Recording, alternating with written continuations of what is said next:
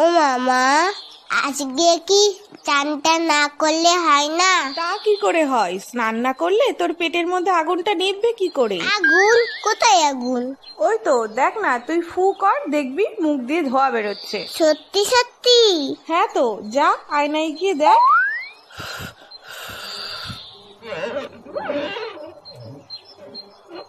ওরে বাবা রে, পেটে আগুন ধরে গেল তো। শিগগিরই যাই, চানটা করে নি।